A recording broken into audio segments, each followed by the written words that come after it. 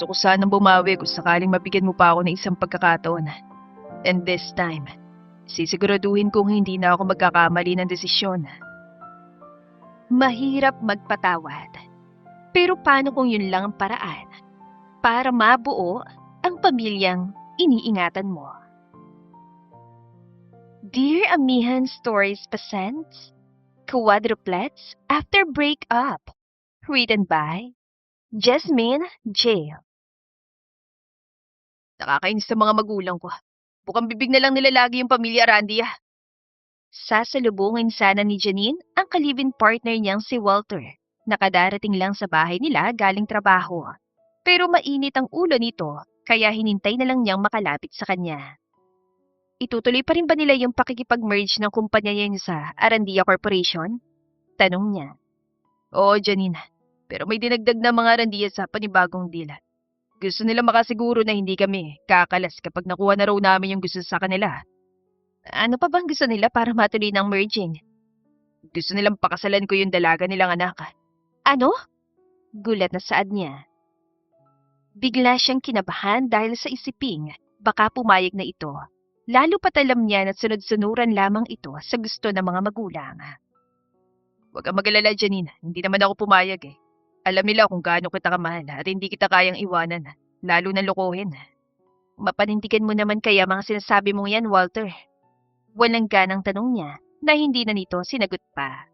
Ramdam niya na mahal nga siya nito, pero ang tanong ay kung kaya ba nitong suwayin ang mga magulang. Sa mga sumunod na araw, ipinakita nito sa kanya na kaya talagang panindigan ng mga sinabi at nagmatigas sa gusto ng mga magulang. Ngunit dumating din ang sandali na bumigay ito at hindi na kinaya mga panggigipit na natatanggap mula sa pamilya. Sinasabi ko na nga ba't hindi ka rin tatagal. Hindi mo kayang suway ng mga magulang mo. Patawarin mo ko, Janine.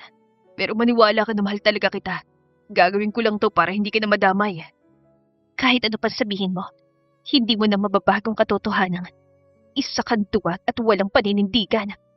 Pakinggan mo muna ako bago ka manghusga. Hindi siya sumagot at bumuntong hininga lang habang napapailing. Padabog siyang naupo sa sofa at ipinakita rito ang matinding pagkadismayan niya. Binabantan ako nila mami at daddy na guguluhin nilang buhay mo kapag hindi ako pumayag sa gusto nila. Sasaktan ka nila at pahihirapan. Patuloy nito. Kaya pumayag ka na lang at aabandonahin ako? Hindi. Hindi kita aabandonahin. Gagawin ko lang to para isalbang kumpanya namin at para tumigil na rin ang mga magulang ko sa pagigipit sa akin. Parehas silang ibig sabihin nun. Pakakasalan mo pa rin yung dalagang anak ng mga Arandia. Nakausap ko na si Miss Jessica Arandia. Payag siya na magpaano na lang kami kapag na-finalize na yung merging. Hindi mo ako mapapaniwala sa ganyan. Halata namang may gusto rin sa'yo yung babaeng yun eh. At saka matagal yung prosesong annulment. Baka abutin na tayo ng pagiging senior citizen pero hindi pa rin yun approve. Madali lang ang lahat kapag may pera. Basta magtiwala ka lang sa akin kung ikaw pumapayag sa gusto ng mga magulang mo. Ako hindi. Maghiwalay na lang tayo kung ipipilit mo pa rin ipaintindi sa akin na okay lang ang lahat. Na pwede mong pakasalan ng ibang babae samantalang ako yung matagal mo nang ka-live-in at kasama rito sa bahay mo. Hindi natin kailangang maghiwalay, okay? Basta gagawa ko ng paraan para maging maayos ang lahat. Kailangan ko lang talagang isalbang kumpanya namin. Ako na lang yung huling pag-asa at inaasahan ng mga magulang ko. Hindi totoo yan. Hindi pa naman kayo nag-e-explore ng ibang possibilities eh. Nakatuon lang kayo dyan sa merging na yan. At sinasamantala naman ni Jessica Arandia na yun ang sitwasyon dahil may gusto siya sa'yo. Saan naman nanggaling yung idea na yan? Angal ni Walter. Pero hindi niya ito pinansin at itinuloy lang niya sinasabi. Kung tutuusin na pwede ko kayong matulungan sa problema niyo sa kumpanya. Pwede ako lumapit sa totoong pamilya sa Davao. Wala pa silang hihinging kapalit. Hindi gaya ng mga Arandia. Pamilya mo? Bakit? Sino ba totoong pamilya mo? Di pa si Nanay Norma ang magulang mo na dating labandera ng mayamang pamilya sa Davao? Huminga muna siya ng malalim bago nagpatuloy sa pagsasalita. Ang totoo, anak ako ng mga Ventura. Isang mayamang pamilyang pinagsisilbihan ni Nanay Norma. Naglayas na lang ako sa amin dahil pinipilit ako ng mga magulang kong gawin yung isang bagay na ayoko. At si Nanay Norma, ang yaya ko na nag-alaga sa akin mula pagkabata. Siyang tumulong sa akin para makatakas sa mansyon namin.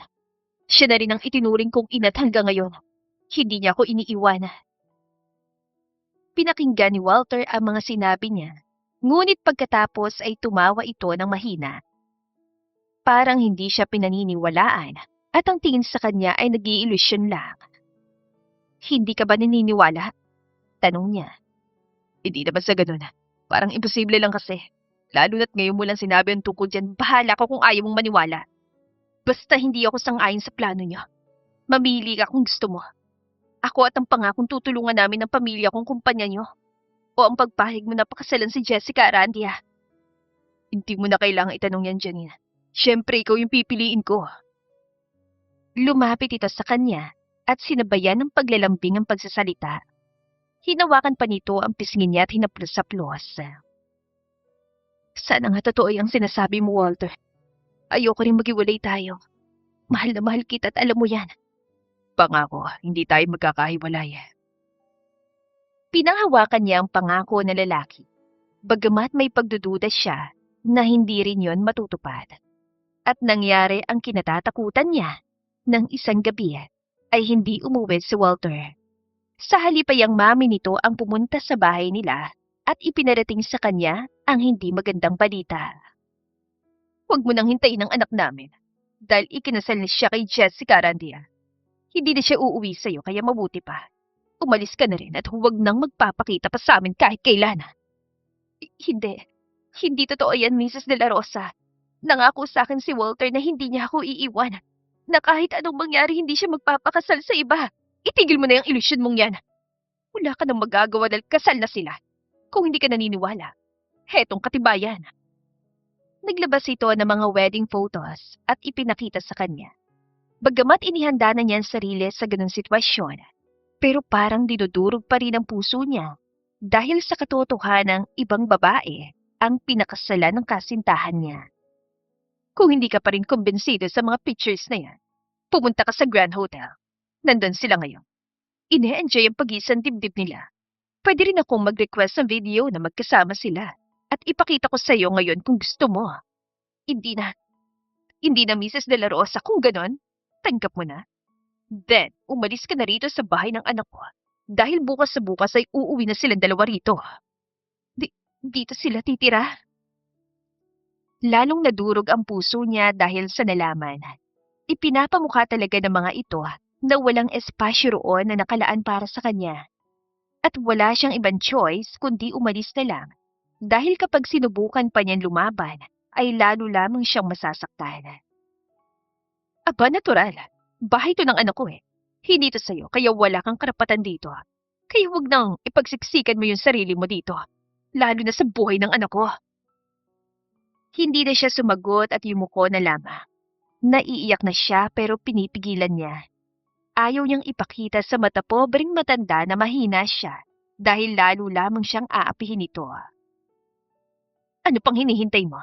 Bakit hindi ka pa kumikilos? Naiinip na ito at salubong na makilay kaya nagpasya na siya. Sige po, ma'am.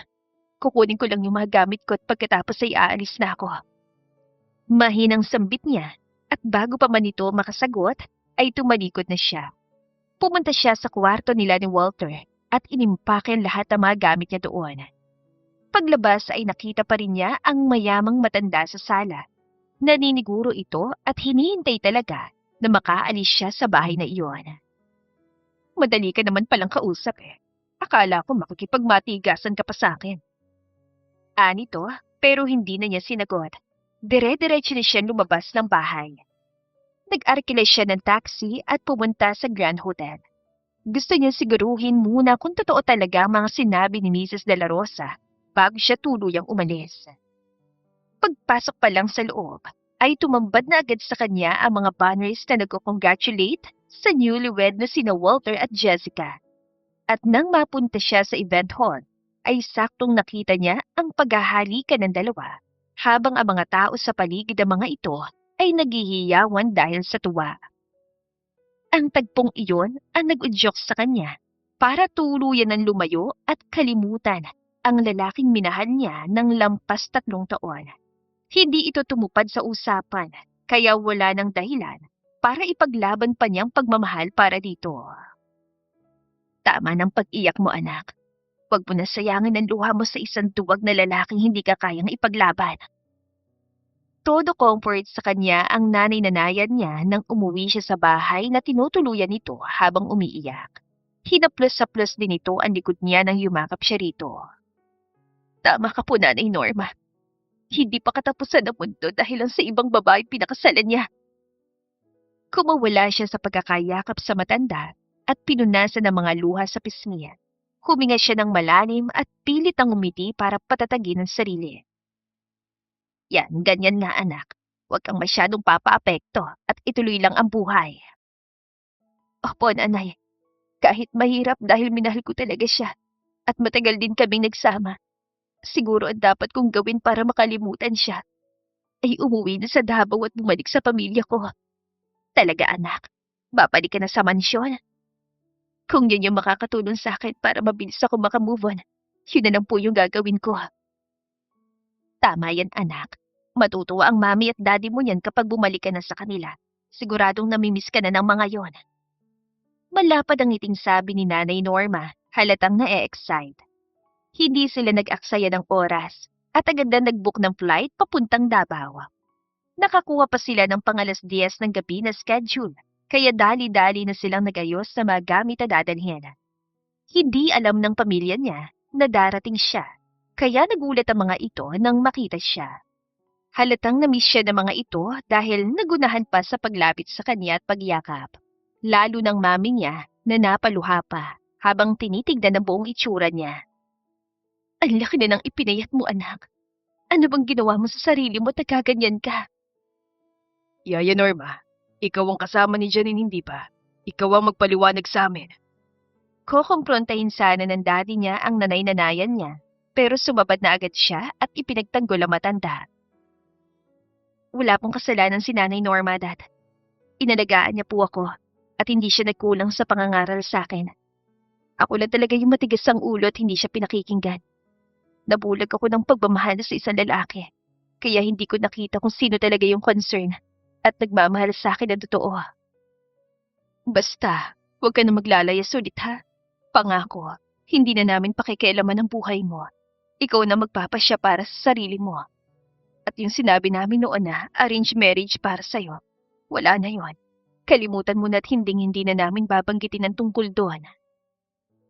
Anang mami niya habang nagpapalipat-lipat ang hawak sa buhok niya, sa pisngi, sa magkabilang balikat, at sa bewang na parabang ine-examine ang buong katawan niya. Gagawin namin ang lahat para makabawi sa iyo, anak. Kaya huwag mo na kaming iwan at tumito ka na lang sa mansyon. Gawin mo lahat ang gusto mo. Ikaw na rin ang itatalaga kong CEO sa logistics company natin kung tatanggapin mo. Basta kung ano man ang makakapagpasaya sa iyo, susuportahan namin. Segunda naman ang daddy niya. Hindi na po ko aalis, Ma'am, Dad. Hindi ko na po uulitin yung ginawa kong paglalayas. Sagot niya na biglang nagpalapad ang ngiti ng mga magulang niya. Sa mga sumunod na araw, ay naging abala na si Janine sa pagpapalakad ng kumpanya nila. Tinanggap niya ang posisyong CEO sa Ventura Logistics na pag-aari ng kanyang pamilya at nakatulong iyon na malaki para makalimutan niya si Walter. Mabilis siyang nakamove on sa paghiwalay nila. Ngunit nakaramdam naman siya ng madalas sa pagkahilo, pagsusuka, at feeling niya ay laging drain ang energy niya. Akala niya'y dala lang ang mga iyon ng pagod dahil sa pagtutok niya ng husto sa trabaho. Ngunit nang magpa-check up siya, laking gulat niya nang sabihin ng doktor na buntis siya. Sigurado ho ba kayo, Dok? Baka nagkamali lang po kayo. Nagduda pa siya nung una. Pero nang ipakita sa kanya ng doktor ang resulta ng mga test na ginawa nito, ay saka lang siya naniwala ng tuluyan. Si Walter bang ama niyan, Janine? Tanong sa kanya ni Nanay Norma nang ikuwento niya rito ang resulta ng pagpapacheck up niya habang pauwi na sila sa mansyon. Hindi siya nagsalita at tumangulang. Nakatuon din ang mga mata niya sa kalsada habang nagmamaneho. Ngunit ang utak niya ay abala sa pag-iisip kung ano ang gagawin. Anong plano mo ngayon? Sasabihin mo ba sa kanya? Hindi na po kailangan, Nanay Norma. Kaya ko naman itong buhayin kahit wala si Walter eh. At saka may asawa ng taong yun. Ayoko na magabol sa kanya at baka pagtawanan naman ako ng pamilya niya. Hindi ko deserve yung ganun treatment mula sa kanila. Tama ka, anak. Nandito naman kami ng pamilya mo. Susuporta at aalalay sa'yo hanggang sa panganganak mo. Magiging katuwang mo rin kami sa pagpapalaki ng bata. Sisiguraduhin namin hindi siya malulungkot dahil bubusugin namin siya ng pagmamahal. Maraming salamat po, Nanay Norma. Kaya lang po nag-aalala ko. Baka hindi matanggap nila, Mami. Huwag ka na mag-isip na negatibo. Sila na rin ang nagsabi, di ba? Na laging sila nakasuporta sa'yo sa lahat ng oras. Yun na lang yung isipin mo. Opo, Nanay Norma. Nang araw ding yon ay naglakas loob siyang sabihin sa mga magulang ang tungkol sa pagbubuntis niya. Hindi niya inaasahan, pero wala man lamang siyang narinig na negatibong komento mula sa mga ito. Wala rin pag-uusisa kung sinong ama ng dinadala niya. Purong tuwa't pananabik lang ang nakita niya sa ekspresyon ng mga ito. Mabilis na lumipas ang panahon. 6 na taon na ang quadruplets na isinilang niya. Sina Cheska, Chester, Francine at Joaquin. Makukulit ng mga ito at lagi nakabuntot sa kanya. Kahit sa pagpasok sa opisina, ay hindi rin pumapayag ang mga ito na hindi niya isama. Nakakaligtas lang siya sa kakulitan ng mga bata kapag nasa school ang mga ito at mga yayang nagbabantay. Ma'am Janine, may problema po tayo. Nag-aalalang sambit ang sekretarya niyang si Karil isang araw habang nasa opisina siya at nagre-review ng mga dokumentong kailangan niyang pirmahan. Ano, nandiyan na naman ba yung mga bata at nangungulit sa inyo? Bukod po doon, meron pang isa, ma'am. Inilapag niya ang hawak na mga papeles at hinintay ang sasabihin nito. Nagre-reklamo yung bago nating kliyenteng taga Maynila. Nag-rent siya ng truck sa atin para magdala ng mga dilatang galing Zamboanga papuntang Maynila. Ang problema, kulang daw yung mga produkto nakarating sa kanila eh. Halos kalahati ang nawala. Ha? Paano kulang? At sino ba yung kabago-bagong kliyente na yan pero reklamador na agad? CEO siya ng DR Foods Corporation. Tumatawag nga raw po siya sa'yo at gusto kang makausap pero hindi ba sinasagot? Bakit sa akin siya tumatawag? Dapat dito sa opisina. Talagang hindi ko siya masasagot lalo na't hindi ko naman siya kilala personally. Ang corporate accounts director ang humahawak ng transaksyong iyan so sila yung mag-usap. Oo nga po ma'am. On their end, ang operations manager din nila yung katransak ng CAD natin. Pero dahil malaki raw yung problema, ikaw daw po mismo yung gusto makausap ng kanilang CEO. Ganun palang gusto niya di pumunta siya rito. Gagawin niya nga raw po yun kapag tinuloy mo yung pag-ignore sa mga tawag niya. Napangisi siya na may pagkapikon. Di gawin niya. Hihintayin ko siya dito. Yung sa truck naman po natin. Oh, anong problema doon? Nakausap mo na ba yung driver? Kulang ba talaga yung deliver nila? Nakausap ko na po yung driver, ma'am. Ang sabi yung pahinante raw niya yung nagpalusot ng mga produkto. Wala raw po siyang alam sa ginawa ng kasama niya. Ano? Nasaan na yung pahinante na yan? Iharap po sa akin para mabigyan ng leksyon. Wala na po Umuwi na raw sa probinsya nila matapos makuha yung perang kabayaran sa mga pinalusot niyang produkto. Pambihira! Naiampas niya na mahinang isang kamay sa mesa dahil sa pagkadismaya. Alamin niyo kung nasa yung pahinanteng yan at sampahan ng reklamo. Tapos yung driver, paimbestigahan niyo rin at baka kasabot siya. Sige po, ma'am. Pagtalikod ng sekretarya, ay agad yan tinignan ng mga mensaheng natanggap sa kanyang cellphone at ang unang tumambad sa kanya ay galing sa isang yaya ng quadrupeds at sinabing papunta na raw sa opisina niya mga bata. Ay, ang kulit talaga ng mga batang to. Anya sa sarili. Pagkatapos ay pumunta naman siya sa call history ng phone niya at nakita doon na maraming missed calls galing sa isang unknown number. Naisip niya na baka iyon ang nagre-reklamong CEO na sinasabi ng sekretarya niya. Ilalapag na sana niya cellphone sa mesa nang makatanggap siya ng mensahe mula sa unknown number na iyon at sinabing papunta na ito sa opisina niya para makausap siya ng personal. Sige, hintayin kita. Nakataas ang kilay na sabi niya sa sarili. Ilang minuto pa lumipas nang marinig niyang pagdating ng quadruplets kasamang 2 yaya na nagbabantay sa mga ito. Mommy! Si Cheska na uuna sa mga ito nang makalapit ay agad na yumakap sa kanya. Amoy pawis ka na naman anak. Siguro naglikot ka na naman sa school at kung ano-ano yung ginawa mo. Hindi po, Mommy. Behave nga po ako Kahit tanungin mo pa si Yaya Tina. Nakangusong reklamo nito at hindi na siya nakipagtalo. Bagamat alam niya na sa quadruplets ay ito ang pinakamalikot at pasaway. Lumapit na rin sa kanya ang 3 pang bata at isa-isang humalik sa pisngi niya at yumakap. Kayo ha, porket inaalaw ko na pumunta kayo rito sa opisina ay halos inaraw-araw niyo naman. Hindi niyo ba alam na nakakaistorbo kayo sa mga employees dito? At nakakaya sa 2 yaya pinapagod niyo sila masyado. Pangaral niya sa mga bata, pero gaya ng laging ginagawa ng mga ito, ay naglambing lang hanggang sa tumigil na siya. Ay, kayo talaga. Alam na alam niyo kung ano yung kahinaan ni Mami ah. Anya, habang isa-isang pinipisel ang ilong ng mga bata.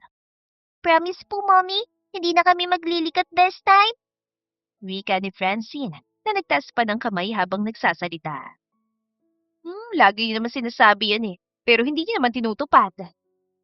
Mommy! Mommy! Kalabit sa kanya ni Chester. Agad naman niyang nilingon ang bata. Ano yan anak? Sino po yung guy na nasa labas itong building at hinahanap ka? Nakikipag-away siya kay Manong Guard kasi hindi siya pinapapasok. Ha? Medyo gulat sa saad niya. Meron nga pong gwapong guy sa labas, Mami. Ikaw po yung hinahanap niya. Siguro kaaway mo po siya. Mukhang galit eh. Segunda ni Joaquin kaya lalo siyang nagtaka. Wait lang mga anak ha. Anya, at pagkatapos ay tinawag niya si Karil. Tinanong niya ito kung ano ang nangyayari sa labas. Yung CEO po ng DR Foods Corporation na sinasabi ko sa inyo, ma'am. Nandiyan na siya sa labas. Hinarang lang siya ng gwardiya natin at tinanong kung may appointment sa'yo pero nagalit na agad. Hayo, nag-aaway sila ngayon sa labas. Ay, sige, sige. Sagot niya at pagkatapos ay binalingan ng mga bata. Dito muna kayo mga anak ha. May asikasuhin lang si Mami sa labas. Opo, Mami! Sabay-sabay na sagot ng quadruplets. Huwag kayong maglilikot dito ha. Yaya Tina, Yaya Lorna, kayo na muna yung bahala sa kanila. Magkasabay silang lumabas ang sekretarya niya sa opisina.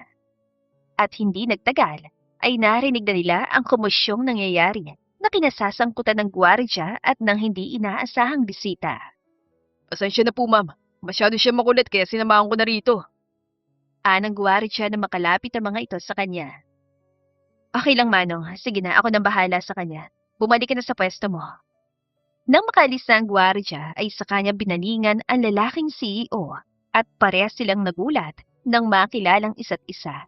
Napanganga siya at hindi na nakagalaw sa kinatatayuan. Samantalang si Karil ay takantaka habang nagpapalipat-lipat ang tingin sa kanilang dalawa. Walter? Anya, habang nakatingin pa rin sa lalaki. Unti-unti na rin siyang nakaramdam ng kaba habang iniisip kung ano ang sadya nito doon.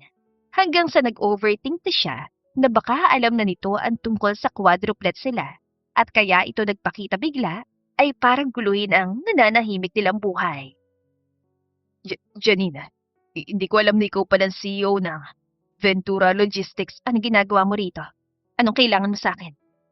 Ako ang CEO ng DR Foods. Nag-rent kami ng isang truck sa inyo para dali ng mga dilatang sardinas mula Zamboanga papuntang Maynila. Nakarating naman sa amin ng mga produkto, pero kulang ng halos kalahati. Di ko alam kung ninakaw ba ng driver nyo o kaya na-hijack ang sasakyan ng mga taong labas. O baka nasa inyong problema kaya tinatawagan ko si AD nyo pero hindi kami magkaintindihan. Kaya hinanap ko yung number ng CEO. Hindi ko talaga sinasagot ang mga unknown number na tumatawag sa personal kong numero. Dapat sa telepono ka tumawag, sa opisina ko. May sasagot naman sa'yo doon kung sakaling wala ako. Pero teka, saan mo ba nakuha yung number ko? Hindi ko naman to binibigay ng basta dahil personal ko to. Family and close friends lang nakakaalam nito. Nakita ko doon sa page ng Ventura Logistics. Di ko naman alam na for personal use lang pala yung numerong yun. Mas lalong tumindi ang pagdududa niya na may iba itong sadya doon dahil sa pautal-utal nito sa sagot. Sigurado rin siya na hindi niya inilagay ang personal niyang numero sa mga social media accounts niya, kaya imposible ang sinasabi nito. Gayunpaman, hindi na siya nakipagtalo rito. Itinuon na lang niyang kanyang isip sa pagtuklas sa totoong dahilan kung bakit personal siya nitong pinuntahan sa kanyang opisina. Siya po yung sinasabi kong guy na naghahanap sa iyo sa labas, Mami. Buti nagkita na kayo. Ayaw kasi papasukin ng guard kanina eh. Nagulat siya nang marinig ang boses si Chester mula sa kanyang likuran. At nang lumingon siya, ay nakita niyang magkakasunod ng maglalakad ang quadruplets palapit sa kanya. Para nagmamarcha mga ito at si Chester ang leader. Anong ginagawa niyo rito? Ba't sumunod kayo? Mahina lang pero matigas ang boses sa tanong niya. Pinandilatan pa niya mga bata, kaya nagturuan ng mga ito at nagsisihan. Sabi ko na kasi sa inyo, wag na tayong sumunod dito eh. Doon lang tayo sa office ni Mami, pero ang kukulit niyo. Medyo pabulong na sabi ni Francine, pero narinig pa rin niya ng malinaw. Dito kasing si Cheske. Hirit ni Joaquin pero agad din itong binara ng kapatid na itinuro nito. Ano ako? Bakit akong tinuturo mo eh? Sumunod lang naman ako sa inyo. Mga anak mo ba sila, Janine? Ang kita man nilang tignan. Biglang sabad ni Walter habang nagpapalipat-lipat ang tingin sa apat na bata. Hindi niya ito pinansin at nanatili lang siyang nakabaling sa mga bata. Quadruplets sila. Siguro, ang saya nilang kasama, no, Janine? Pagpapatuloy ni Walter. Excuse me, Miss Ventura ang itawag mo sa akin. CEO ako ng Ventura Logistics, kaya parang improper kung tatawagin mo lang ako sa first name ko. Matapos lingunin ay sinagot niya ito ng nakataas ng isang kilay. Parang napahiya naman ito, kaya nasatisfy siya kahit papano. Sorry, Miss Ventura. Muli niyang binalingan ang makukulit na mga bata pagkatapos. Sige na kids, balik na muna kayo sa loob ng opisina at may kinakausap pa akong bisita. Di ba sabi ko sa inyo, kapag pumupunta kayo rito, behave lang kayo at huwag gumala kung saan-saan? Opo, Mami. Pero uuwi na rin po kami sa bahay natin. Dumaan lang naman po kami rito para pakita sa yung score namin kanina sa quiz. Si Chester ang sumagot. Ilabasin ang mga test papers, dali! Si Francie naman ang nagmando at isa-isang kinolekta mga papel mula sa mga kapatid. Ito po, Mami. Nakakuha po kami ng 100. Except kay Joaquin, nakalahati lang nakuha ang tamang sagot. Bakit ganito, Joaquin, anak? Hindi ka ba nakikinig sa teacher kaya ganito lang yung nakuha mong score? Baling niya sa bata. Matapos makita ang test paper nito na namumula sa corrections na sinulat ng teacher.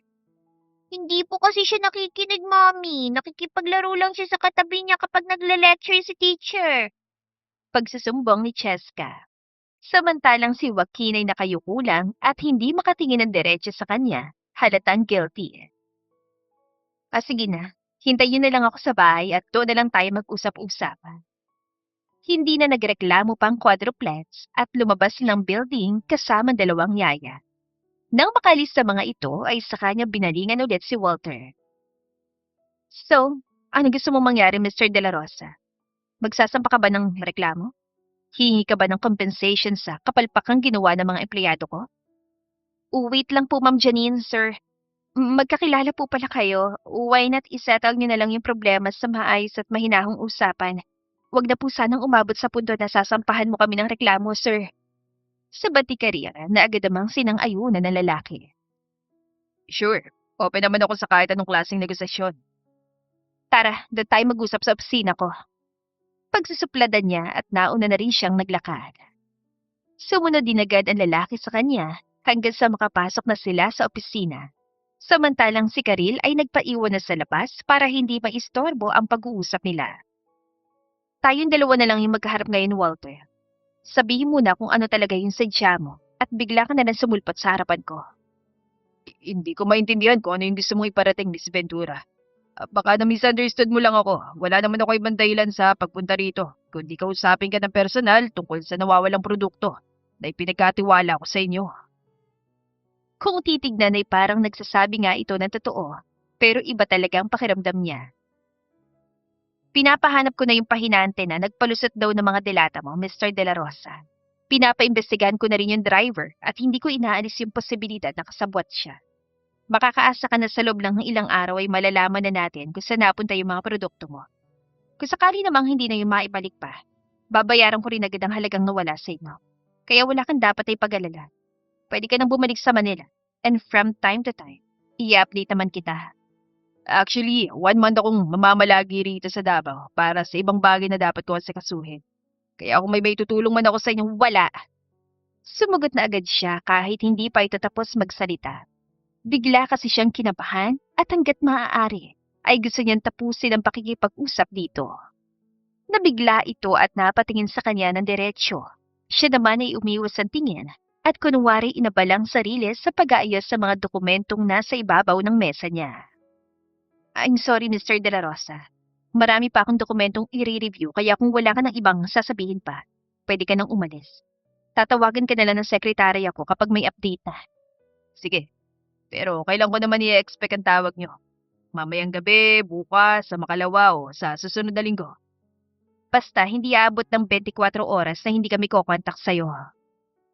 Pagtataray niya, saka ito pinasadahan ng napipikon tingin. Pagkatapos ay ibinalik na niya ang atensyon sa mga dokumentong kunwari binabasa niya. At dahil hindi na niya ito pinapansin, ay napalitan ng lumabas ng opisina. Nang masiguro niyang nakaalis na ito, ay dali-dali niyang tinawagan ang isa sa mga yaya ng quadruple. Makinig kang mabuti, Yaya Tina. Huwag niyong palalapitin ang mga bata sa mga taong hindi niyo kilala. Kahit nagwapong lalaki pa yan at nagkukunwaring mabait. Bakit po, Ma'am Janine? Nauuso na naman po ba yung nangunguha ng mga bata na nakasakay sa puting van? Tanong ng yaya na nasa kabilang linya. Hindi niya alam kung nagbibiro lang ba ito o takot talaga sa kumakalat na balitang gano'n. Bastang kinakatakot niya ay kung makalapit si Walter sa quadruplets at malaman na ito ang totoong ama ng mga bata. Wala nang maraming tanong, Yaya. Basta sundin mo na lang yung mga sinabi ko. At huwag niyo ring aalisin sa paningin yung mga bata, lalo na kapag nasa labas kayo. Opo, ma'am. Pagkatapos magbigay ng mga karagdagang instructions, ay binaba na niyang tawag at ang sekretarya naman ang kinausap niya tungkol sa problemang inirereklamo ni Walter. Samantala, umalis si Walter sa kumpanya ni Janine, bitbit ang pag-asang magkakaayos pa silang dalawa. Bagamat sobrang liit lang noon, pero willing pa rin siyang kumapit doon. Natutuwa rin siya dahil na-meet niya ang quadruplets nang hinala niya ay siyang ama. Masyado nang late kung tutuusin, pero recently lang din niya nalaman na may anak na quadruplets si Janine pero walang asawa. Nang mabuong isiping baka siyang ama ng quadruplets, ay hindi na siya tumigil sa pag-iisip ng paraan kung paano makakalapit sa mga ito. At nang makasilip siya ng isang magandang pagkakataon, ay agad niya yun sinunggaban. Papunta na sana siya sa hotel na pansamantala niyang tutuluyan habang nasa Davao, nang mapansin niyang sasakyang nakagarahe sa gilid ng kalsada na parabang nasiraan. Nang makalapit ay ang quadruplet sa ni Janine ang tumambad sa kanya. Hindi siya nag-aksaya ng oras at agad na bumaba ng kotse. Saka nilapitan ng mga batang nakahilera ng upo sa gilid ng kalsada at halatang naiinip na. Anong nangyari, kids? Nasiraan ba kayo? Siya yung guy na pumunta sa office ni Mami kanina. Narinig niya sabi ng batang lalaking nakasuot pa ng name tag ng Joaquin. Pwede niyo po ba kaming tulungan? Nasiraan po kasi kami ng sasakyan. Si Chester naman ang nagsalita at humawak pa sa isa niyang kamay. Sure. Agad na sagot niya na hinawakan pa ito sa magkabilang balikat. Maraming salamat po. Hindi na natapos ang batang sinasabi nang lumapit ang dalawang yaya at inilayo mga ito sa kanya. Bakit po, Yaya Tina? Nagtatakang tanong ni Cheska. Hindi ba sabi ng mami niyo huwag kayo makikipag-usap sa stranger? Mukha naman po siya mabait eh. Hindi niyo malalaman sa itsura ng isang taong tunay niyang pagkatao. Yan ang tandaan niyo mga bata ha. Sa panahon ngayon, marami nagpapanggap na mabait at gwapo, pero may tinatago palang kasamaan. Hindi naman po siya stranger, Yaya. Kasi magkakilala sila ni Mommy. Sabad ni Francine, dahilan para matigilan ang dalawang yaya at mapatingin sa kanya. Dati kaming magkaibigan ni Janina. Nag-i-stay pa siya sa Manila. Matagal na kaming magkakilala. Actually, hindi rin ako masamang tao, kaya huwag kayong mag-alala. Wika niya, at mukhang naniwala naman agad ang dalawang yaya. Mukhang mabait naman siya, Ate Tina. Narinig pa niyang papulong na sabi ng isang yaya. What if ikaw na lang po magatid sa amin, Kuya Mabait, hanggang sa bahay namin? Suwestyon ni Chester, na bahagya niyang ikinagulat, pero sa kabilang banda ay ikinatuwa rin. Pagkakataon na niya yun para makasama mga bata at mas makilala pa mga ito. Sure. Sagot niya, pero tumingin muna siya sa dalawang yaya para humingi ng approval. Tumingin naman ang mga ito sa driver na nag-aayos sa sasakyan. Sigurado ka ba talagang magkaibigan kay ni Ma'am Janine at matagal na magkakilala? Tanong ng driver matapos itong tumigil sa ginagawa at lumapit sa kanya. Sigurado po, Manong Driver. Kung gusto mo, ipakita ko pa sa inyo yung mga dating pictures namin na magkasama kami. Ay, hindi na kailangan. Naniniwala na ako sa'yo. Napahinga siya ng maluwag. Akala niya ay mapipilitan siyang ilabas sa mga inaamag na nilang pictures si Janine na nakaimbak sa gallery ng phone niya. O sige na, ikaw na magatid sa mga bata kung okay lang sa'yo. Medyo matagal pa kasi itong ginagawa ko eh. Naiinip ng mga bata. Pagpapatuloy ng driver. Sure, Manong, ako nang bahala sa kanila. Ingatan mo sila ha, pati ang dalawang yayang kasama nila. Pahabol pa nito nang magsisakayan ng mga bata sa kanyang kotse. Habang nagmamaneho ay nakipagkulitan sa kanyang quadruplex. Ikinuwento ng mga ito kung paano ini-spoil ng ina ang araw-araw na ginagawa ng mga ito pati ang mga scores na nakukuha sa school. Ang gagaling niyo naman pala, kids. Deserve niyo talagang ma-spoil kung ganyan lagi yung nakukuha niyong marka. 95% pataas. Except po kay Joaquin, hindi siya laging nakakakuha ng ganong marka. Makulit kasit laging napapagalitan ng teacher. Kanina nga po kalahati lang yung nakuha niyang tamang sagot sa quiz eh. Pagsusumbong ni Francine. At dahil guilty si Joaquin, ay hindi na ito umangal at nanahimik na lang. Okay lang yan, Joaquin. Huwag ka ma-pressure. Anya at hinaplos pa ng marahan sa ulo ang bata na nakaupo sa tabi niya. Ang totoo po kasi, lagi akong tinutokso ng mga kaklase namin kaya di ako makafocus. Wala raw po kasi kaming daddy. Nakangusong sagot ito. Eh bakit kasi pinapatulan mo pa sila? Sabi ko sa'yo, wag mo lang silang pansinin eh. Paninermo ni Francine. Eh nasan ba kasing daddy natin? Bakit hindi siya umuwi? Ayaw ba niya sa atin? Sunod-sunod na tanong ni Chester na nakanguso rin. Natigilan siya ng tila ba tinamaan at na-guilty dahil sa mga narinig. Feeling niya'y para sa kanya mga tanong na yon, bagamat hindi pa siya sigurado kung siya ba talagang ama ng mga ito. What if ikaw na lang po yung maging daddy namin? Tanong ni Cheska na ikinagulat naman niya. Tama po, ikaw na lang daddy namin. Para hindi na kami tuksoy na mga kaklase namin. Sang-ayon naman ni Joaquin nang umiti pa ng malapad habang nakatingin sa kanya. Ngumiti siya tagpalipat-lipat ang tingin sa apat na bata sa rearview mirror. Sigurado ba kayo na ako talaga yung gusto niyo maging daddy? Eh, di ba, ngayon lang tayo nagkita-kita. Hindi niyo pa nga alam kung ano yung pangalan ko.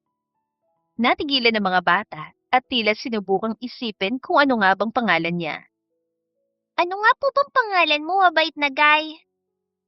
Ang pangalan ko ay Walter. Pwede niyo akong tawaging Daddy Walter kung gusto niyo talaga akong maging daddy.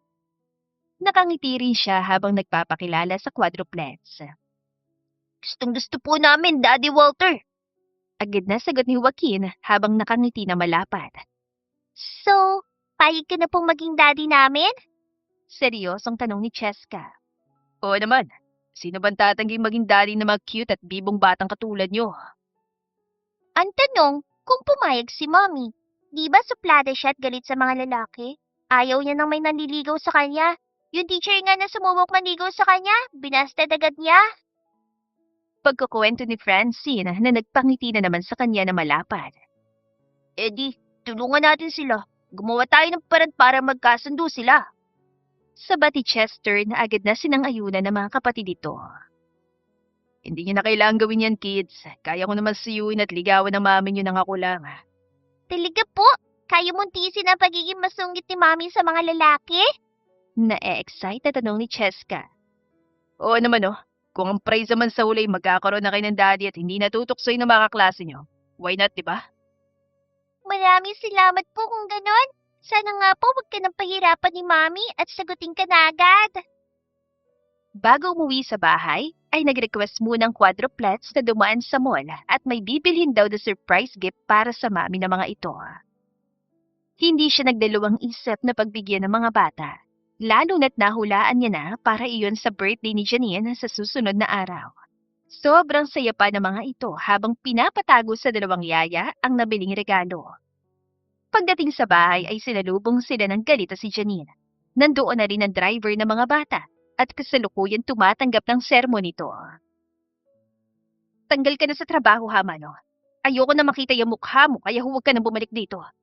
Pero mama, Susubukan pa sanang umapela ng driver pero hindi na ito pinansin ni Janine at bumaling na sa dalawang yaya. At kayo naman, hindi ba sinabi ko sa inyo na huwag niyong palalapitin ang mga anak ko sa mga taong hindi niyo kilala? Lalo na sa mga katulad niyang lalaki na nagpapanggap lang na mabait pero manluloko. Itinuro pa siya ni Janine habang sinesermonan ng dalawang yaya. Huwag yun na pong pagalitan si Yaya, Mommy. Wala naman po silang kasalanan eh. Kami po nagsabi na ihatid na kami ni Mr. Walter kasi naiinip na kami. Patagal pa raw po kasi bago maayos si Manong driver yung sasakyan natin. Pagtatanggol ni Francine sa mga yaya at pumagitna pa ito para maharangan ng mami nito. Huwag na kayo makialam dito mga anak. Pumasok na kayo sa loob at kakausapin ko na muna mga yaya nyo. Pinipilit ni Janine na huminahon habang kinakausap ang quadruplets. Hindi po kami papasok hanggat hindi mo na ipapangako sa amin na hindi mo tatanggalin sila Yaya Tina at Yaya Lorna. Si Joaquin ang sumagot na humawak pa sa isang kamay ni Yaya Tina. Oo nga po, Mami. Kawawa naman po sila Yaya kung tatanggalin mo sa trabaho. Segunda ni Cheska. Dahil nagkakaisa mga bata, kaya napilitan si Janine na sundin na lang ang kagustuhan ng mga ito. Ay, okay, sige. Hindi ko sila tatanggalin kaya pumasok na kay Salo. Kakausapin ko lang sila para hindi na tumaulit. Sabi mo yan, Mami, ah. Paniniguro ni Joaquin. Pagkatapos ay sunod-sunod nang nagsipasok ang quadruplets sa loob ng bahay. Ayoko na maulit to ha, Yaya Tina, Yaya Lorna. Last warning ko na to sa inyo. Tatanggalin ko na talaga kayo sa trabaho kapag nangyari pa to. Opo, Ma'am. Nakayukon sagot ang dalawang yaya. Pinapasok na rin ni Janine ang mga ito at pagkatapos ay siya naman ang binalingan. Ano ba talagang sadya mo rito, Walter? Plano mo bang guluhin ang buhay namin ng mga anak ko? Hindi, Janine. Anong hindi? Bakit lumalapit ka sa mga anak ko kung wala ka talagang pinaplano? Kahit mahigpit kong ibinilin sa mga yaya na huwag palapitin sa mga bata mga taong hindi nila kilala, pero pinilit mo pa rin lumapit sa kanila. Kaya pala hindi ako mapakalik kanina sa opisina at naisipan ko umuwi rito sa bahay. Teka lang, hindi naman ako masamang tao ah. Tumulong lang ako sa kanila at wala sa isip kong gumawa ng masama. Talaga lang ha? Okay, sige. Aaminin ko na.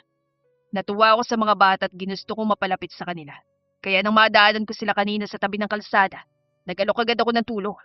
Sinabi nila na ako lang yung mag-aatid sa kanila dito, kaya yun yung ginawa ko. Sigurado ka ba na yun lang yung nasa isip mo? Nag-isip muna siya sandali bago nagpa siyang magsabi ng totoo. Actually, may gusto akong malaman tungkol sa mga bata. O, di ba? Sabi ko na nga be, pagsusupladan nito. At since napapag-usapan na natin ngayon, kaya sasabihin ko na sa'yo. Ano ba kasi yan? Gusto ko sanang malaman kung sinong ama ng quadruplets, Janine. Sa pagtatanong-tanong ko kasi, napag-alaman ko na wala ka ng mga asawa. Hindi ka rin daw nagkaroon ng karelasyon mula nung naghiwalay tayo. Napansin ko rin na magkalapit ang edad ng mga bata sa tagal ng panahon mula nung nagkahiwalay tayo.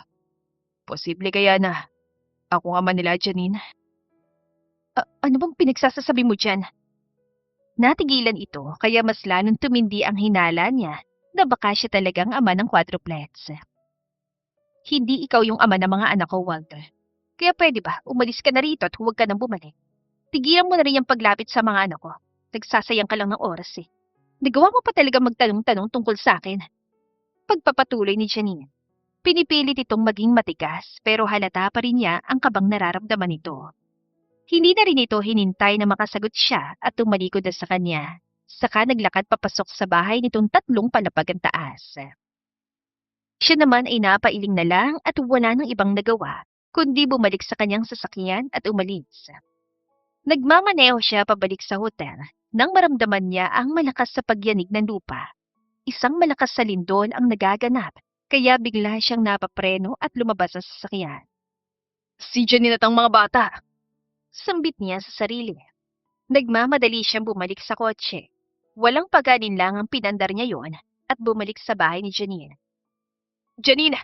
Nandiyan ba kayo sa loob? Janine! Sigaw niya matapos makababa ng kotse at sumilip sa mataas sa gate ng bahay. Nag-aalala siya bagamat nakikita niya na matibay naman ang bahay at hindi basta-bastang guguho dahil sa lindol. Daddy Walter! Mula sa loob ay narinig niya ang pagsigaw ng isa sa mga quadruplets. At ilang sandali pa nasa harapan na niya ito at dali-daling binuksan ng gate para makapasok siya. Joaquin, kumusta kayo? Okay lang ba kayo? Nasaan ang iba mong mga kapatid? Ang mami mo? Hindi pa man nakakasagot ang bata, ay nakita na niyang tumatakbo palabas ng bahay ang 3 kapatid nito kasama 2 yaya. Umiiyak pa ang 2 batang babaeng sina Francine at Cheska, at nang makita siya, ay agad na yumakap ang mga ito sa kanya. Ang lakas po ng lindol, Daddy Walter. Nakakatakot po. Ani Francine. Oo, naramdaman ko rin. Kaya nga bumalik agad ako dito para i-check kayo. Diba may mga aftershocks pa po yan pag ganyan? Paano kung biglang gumuho ang bahay natin? Tanong ni Cheska. Kaya nga dito lang muna tayo sa labas para safe. Si Ma'am Janine, nasa lupa siya ng bahay. Nag-aalalang sabi ni Yaya Tina nang ilibot ang tingin at hindi nga niya nakita ang babae. Oo nga pala si Mommy. Puntahan mo po siya sa loob, Daddy Walter, please. Baka anong mangyari sa kanya. Baka bumagsak ang mga gamit sa loob at madaganan si Mommy. Pakiusap ni Chester sa kanya at hinawakan pa nito ang isang kamay niya. Ramdam niya rin ang matinding pag-alala sa ekspresyon nito kaya hindi siya nag-aksaya ng oras at dahil-daling pinuntahan si Janine sa loob ng bahay. Samantala, natataranta na ng sobra si Janine dahil sa sobrang lakas sa pagyanig ng lupa. Mabuti na lang at nailabas na ng 2 yaya ang quadruplex kaya nabawasan ang alalahanin niya. Palabas na rin sana siya ng bahay nang muling lumindol, pero mas mahina na kaysa kanina. Nagulat siya tatakot nang matumbang isang estante at nabasag ang mga vase na nakapatong doon. Biglang nanlambot ang tuhod niya at nanginig ang katawan, dahilan para hindi na siya makagalaw at napaupo na lang. Pakiramdam niya ay hihimatay na siya nang mapansin ang pagpasok ng isang lalaki sa bahay nila. At nang pakatitigan niya ito, ay si Walter ang kanya nakita. Okay ka lang, Janine? Nasaktan ka ba? May sugat ka? Sunod-sunod na tanong nito nang makalapit na sa kanya at tinignan ang buo niyang katawan. Takot na takot pa rin siya kaya hindi siya nakasagot. Sa halip ay napayakap siya ng mahigpit dito. Hindi kita pababayaan, kaya huwag ka mag-alala. Anito habang hinahaplos-haplos ang likod niya. Akala ko katapusan ko na. Buti hindi ako nadaganan ng estante. Lumabas na tayo at baka yumanig ulit. Kaya mo bang maglakad? Hindi siya sumagot at sinubukan nila na tumayo kahit nanginginig pa ang mga tuhod niya. Nagulat na lang siya nang walang sabi-sabing kinarga siya nito hanggang sa makalabas sila ng bahay. Mommy! Sabay-sabay na sigaw ng quadruplets habang sinasalubong sila ng mga ito. Sa open space at malawak na garden sila nagpalipas ng oras. Pinakalma nila ang mga bata at malaki na itulong ni Walter doon. Nang maging okay na mga ito, ay siya naman ang inasikaso na lalaki. Maraming salamat. Wala kaming kasama lalaki dito, kaya malaking tulong ang pagdating mo. Kung alam ko nga lang na mangyayari to, hindi ko na sana pinalayas yung driver ng mga bata. Huwag mo nang isipin yan. Ang mahalaga, ligtas kayo. Pasensya ka na kung hindi maganda yung pakikitungo ko sa'yo ha. Ang totoo kasi, hindi ko pa nakakalimutan yung nangyari sa atin sa Okay lang, Janine. Naunawaan ko naman kaya hindi masama ang loob ko. Ako pa nga yung dapat na humingi ng tawad sa'yo dahil sa pagkakamaling ginawa ko nun eh. Tapos ngayon, nagsinungaling na naman ako sa'yo ha. Anong ibig mong sabihin? Ang totoo kasi, hindi lang tungkol sa negosyo yung pinunta ko rito sa Davao. Nung malaman kong ikaw ang CEO ng Ventura Logistics at wala ka pang asawa pero merong quadruplet sa anak, nag-isip agad ako ng parad para magkita tayo at magkausap. Umayo naman sa akin ng pagkakataon dahil sa ginawa ng driver at pahinante mo sa mga produkto namin. So, ano ba talaga yung exactly ang sadya mo rito? Ano ba nalaman mo na nag-trigger sa'yo para bigla na lang sumulpot dito? Gusto ko sanang bumawi kung sakaling mabigyan mo pa ako ng isang pagkakataon. Liligawan ulit kita kung hayaan mo ko. And this time, sisiguraduhin kong hindi na ako magkakamali ng desisyon. Hindi na ako magpapadala sa sulsul ng iba. At ang iisipin ko na lang ay ang makabubuti sa atin at sa mga bata. May asawa ka na. Matagal ng anal ng kasal namin ni Jessica. May iba rin siyang gusto kaya nung na-finalize ang merging ng mga kumpanya namin, nakipagkasundo na siya sa akin na ipawalang bisang kasal namin. Galit na galit yung time na yun yung mga magulang niya at pinalayas pa siya sa kanila. Tuwa-tuwa naman siya noon kasi papor yun sa kanya. Sumama siya sa karelasyon niya at pumunta ng ibang bansa para doon manirahan. Natigilan siya sa ikinuwento nito. Sa mga nagdaang taon kasi, ay masyado siyang nag-focus sa negosyo at sa pag-aalaga sa quadruplets. kaya hindi niya alam ang mga nangyari sa buhay ng mga taong iniwan niya sa Manila. Ako naman, inunahan ko na agad yung mga magulang ko. Lumayas na agad ako sa bahay bago pa man nila ako sabihan. Naging independent na ako mula noon. Hanggang sa lumipas ang 2 taon, inatake sa puso ang dad ko at namatay. Napilitan akong bumalik sa amin at ako na rin yung pumalit sa posisyon niya sa TR Foods. Hindi na ako pinakialaman ni Mami mula noon. Hinayaan na niya ako magdesisyon para sa sarili ko.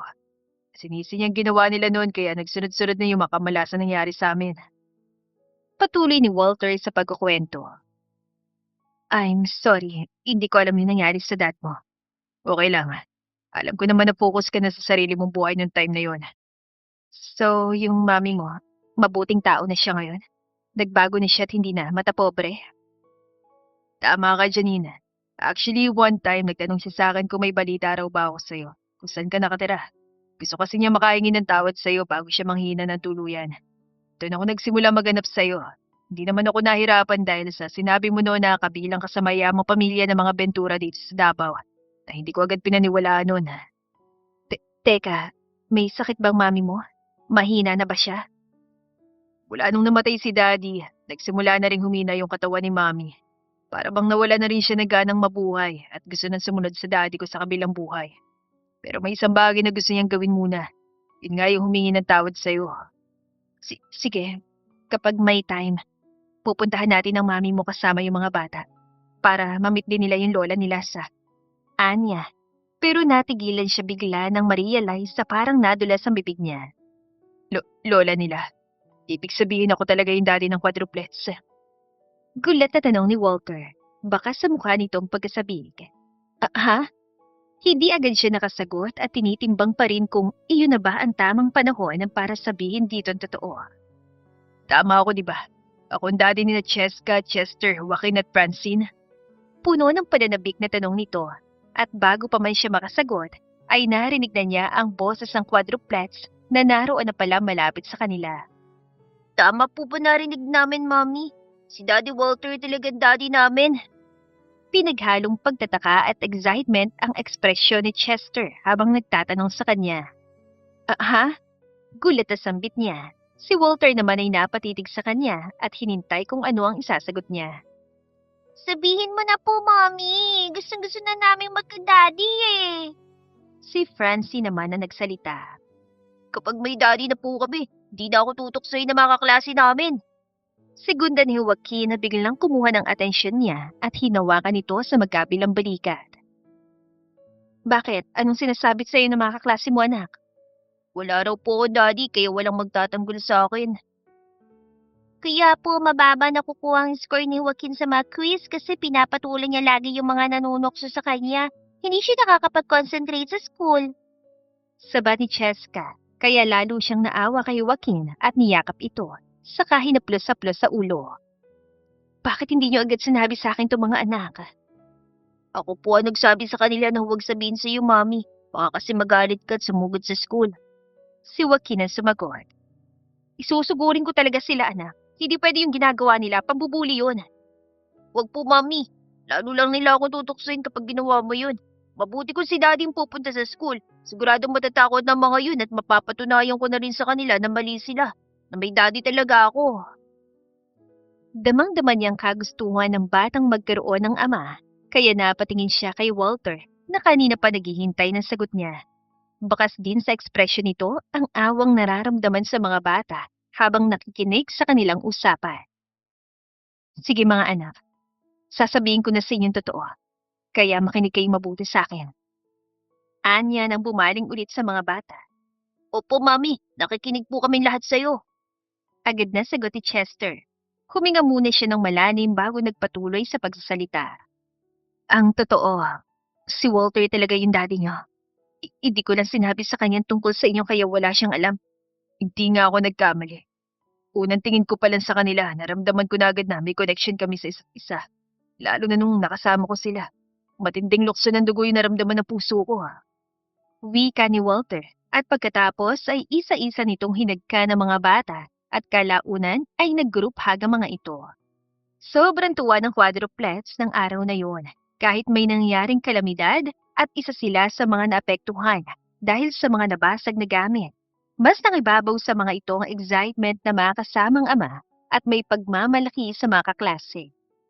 Bago umalis si Walter, ay tinulungan muna sila nitong magligpit ng mga nasirang gamit sa loob ng bahay. Nagpasalamat siya at pinahiwatig dito na handa siyang bigyan nito ng pagkakataong makabawi sa mga anak nila at maging sa kanya. Pero hindi ibig sabihin ay tuluyan na niya itong tatanggapin sa buhay nilang mag-iina. Dapat mag-e-effort muna ito at paghirapan ang muling pagkuha ng tiwala at pagmamahal niya. Ngunit na sumunod na araw, ay nabalitaan niya na bumalik na ito ng Manila, bagay na ikinalungkot niya at kinasama ng loob. Akala ko pa naman liligawan niya ulit ako at mag-e-effort siya para magkaayos ulit kami. Pero anong ginawa niya? Umalis na lang bigla nang hindi man lamang nagpapaalam sa akin. Paghihimutok niya nang lumipas ang 2 araw, ay hindi pa rin ito kumukontak sa kanya o kahit mangumusta man lang sa mga bata. Sarili lang niyang kausap dahil akala niya mag-isa lang siya sa opisina. Pero naroon palang sekretarya niya. Narinig ito ang mga sinabi niya at nagulat na lang siya nang bigla itong nagsalita. Hindi mo ba narinig ang balita, ma'am? Nag-resign na si Mr. Walter De La Rosa sa pagiging CEO ng DR Foods Corporation. Malamang yun yung pinagkakaabalahan niya nitong mga nakarang araw kaya hindi siya makakontak sa'yo. Ano sabi mo? Binitiwan na ni Walter ang DR Foods? Opo, ma'am. Tingnan mo sa balita. Bakit niya ginawa yun? May problema ba sa kumpanya nila? Wala naman po. May aayusin daw kasi at gusto niya mag-focus doon kaya pinasa na niya sa kapatid na babae yung pamamahala sa kanilang kumpanya. Naisip ko nga, baka kayo ng quadruplets mo yung dahilan kaya naisipan niya mag-resign at ang tinutukoy niyang aayusin na yung relasyon niyo bilang isang pamilya. Nanunok sa pansabi ni Karil at lihim naman siyang natuwa pero hindi niya yun pinahalata sa sekretarya. Umasa siya na ganun nga ang nasa isip ni Walter at isang umaga, paggising niya, nagulat siya na makita sa sala ang lalaki. Parang may hinihintay ito kaya agad niyang nilapitan. Anong ginagawa mo dito at sinong hinihintay mo? Ang mga bata, hindi pa raw kasi tapos magbihis sabi ni Yaya Tina. Bakit? Saan mo dadali ng mga bata? Daddy Walter! Sigaw ni Joaquin. Agad itong lumapit sa kanila kaya hindi na nasagot ni Walter ang tanong niya. Bilisan niyo! Nandito na si Daddy Walter! Si Cheska naman ang sunod na sumigaw at ang sinasabihan ay ang 2 kapatid na hindi pa lumalabas ang kwarto. Teka nga lang, ano bang ibig sabihin nito? Naguguluhan tanong niya habang nakatingin kay Walter. Pagkatapos ay bumaling siya sa 2 yaya nang lumapit na rin ang mga ito sa kanila. Si Daddy Walter na po kasi bagong driver namin, Mami. Siya na maghahatid at magsusundo sa amin sa school mula ngayon. Tama si Joaquin. Nakita ko kasi kahapon may karatulang nakalagay sa labas ng gate na wanted driver kaya nag-apply ako. Segunda ni Walter. At hinay agad namin siya, Mami. Kaya tinanggal na namin yung karatula sa labas. Sabi ni Cheska. Napangiti na lang siya imbes sa pagsabihan ng mga bata dahil sa pagiging paladesisyon ng mga ito. Nang mapatingin naman siya kay Walter na kanina pa napapangiti, ay inirapan niya ito at pagkatapos ay bumaling siya sa 2 yaya ng quadruplets. Alam niyo ba tungkol dito? Yaya Tina, Yaya Lorna? Pasensya na po, ma'am. Hindi namin mapigilan ang gusto ng mga bata. At saka si Sir naman ang daddy nila kaya okay lang para sa akin. Sagot ni Yaya Tina. Kung ako rin po tatanungin mo, ma'am, mas mabuti na nandito si Sir Walter. Bukod sa amin ay mababantayan niya rin ang mga bata at masisigurong safe sila. Siguradong hindi na rin sila tutuksohin ng mga kaklase nila sa school. Dugtong ni Yaya Lorna. Tama si Yaya Lorna. Kaya nag-resign na ako bilang CEO ng kumpanya namin. Gusto ko kasing mag-focus sa pagbabantay at pag-aalaga sa mga anak natin. Gusto kong bumawi sa inyo at gagawin ko lahat para maging okay ulit tayo. Seryosong wika ni Walter habang nakatingin sa kanya. Paano mami mo? Hindi ba mahina na siya at kailangan na ring alagaan? Ang kapatid ko yung kasalukuyan nag-aalaga sa kanya ngayon at nangako namang hindi pababayaan si mami. Actually, nagpaalam ako tumingi muna ng permiso kay mami bago nagpasya. Sinuportahan niya ako basta pagbutihin ko raw at kapag bumalik na ako sa kanya, dapat kasama ko na kayo mag-iina. Tara na po, Daddy Walter! Lumabas na rin ng kwarto si Francine at nakasunod dito si Chester, kaya naputol ng pag-uusap nila ni Walter. Sige na, ihatid mo na muna sila sa school at baka malate pa sila. Mamaya na lang tayo mag-usap. Anya matapos tignan ng oras sa wristwatch niya. Sige, ihatid ko na muna sila. Pagkatapos, babalik ako dito para ikaw naman yung ihatid ko sa trabaho mo. Kumindat pa ito sa kanya at inirapan naman niya bilang tugon. Pagkatapos ay binalingan na nito ang mga bata. At nang masigurong nakaredy na, ay sabay-sabay na lumabas sa mga ito kasama dalawang yaya. Naging consistent ang pagpapakita ni Walter ng effort sa kanilang mag-iina. Hindi nito pinalalagpas ang bawat pagkakataong makabawi sa kanila. At sa ilang linggong lumipas, ay nakita agad niyang pagbabago sa mga bata. Nabawasan ang pagiging makulit ng mga ito at hindi na rin pumupunta sa opisina niya para mang-istorbo. Naging mas masaya hindi na tumas palalo ang mga grado, lalo na si Joaquin. Nawala na kasi yung nanunokso dito, kaya mas na-e-enjoy na nito ang pag-aaral. Namamasyal din sila tuwing weekend at iyon ang nakatulong para magkalapit silang muli ni Walter. Umabot ng 1 taon ang panliligaw at pagpapakita ng effort ito sa kanya at sa mga anak nila bago bumalik ng tuluyan ang tiwala niya rito. Hanggang sa nagpasya siyang papasukin na ulit ito sa puso niya. Aminado naman kasi siya na mahal pa rin niya ito at ever since ay wala siyang ibang minahal kundi ito lang. Pero bago yon ay pinuntahan muna nilang mga magulang niya at humingi siya ng advice sa mga ito. Muli nang bumalik si Janine dito sa bahay. Hindi na namin pinakailaman ang buhay niya at sariling desisyon. Hinayaan din namin siya nung sinabi niya sa amin na gusto niyang bumukod. At kahit itong pagbabalik mo sa buhay nila Mr. Walter de la Rosa, di namin hinatlangan at sinabihan pa namin siya na susuportahan namin anuman ang maging pasya niya. Pero kung sasaktan mo na naman siya at iiwan, lalo na mga apo namin talagang may kalalagyan ka sa akin. Ako na mismo makakalaban mo kapag ginawa mo yon. Seryosong sabi ng kanyang ama habang mariing nakatitig kay Walter. Pinapangako ko po sa inyo, hindi na ako gagawa ng maling desisyon at hindi ko nasasaktan si Janine kahit kailan. Walang hanggang pagpapasaya na lang ang gagawin ko sa kanya at sa mga bata. Hindi ko na rin hayaang magkahiwa-hiwalay kami. Agad na sagot ni Walter. Aasahan ko yan Matapos marinig ang mga sagot ni Walter, ay naging panatag na ang ama niya at nakipagkuwentuhan na rin ito sa lalaki tungkol sa negosyo. Mabilis ang nagkasundo mga ito dahil pareho ang takbo ng isip kaya sobrang saya niya. Nang lisanin nila ang bahay ng mga magulang niya, ay nandoon ang satisfaction. Sunod nilang pinuntahan ang ina ni Walter sa Manila. Pinagbigyan niya ang lalaki para matupad dito ang pinangako sa ina na dadalhin siya doon para makahingi ito ng tawad sa kanya. At nang makita-kita na ulit sila, ay napaiyak pang matanda dahil sa sobrang tuwa. Maraming salamat, Iha. At pinagbigyan mo huling kahilingan ko bago ako mamaalam dito sa mundo. Anito habang hawak ang isang kamay niya. Mas lalo pa ito natuwa nang isa-isa nang lumapit ang quadruplets dito at nagmano.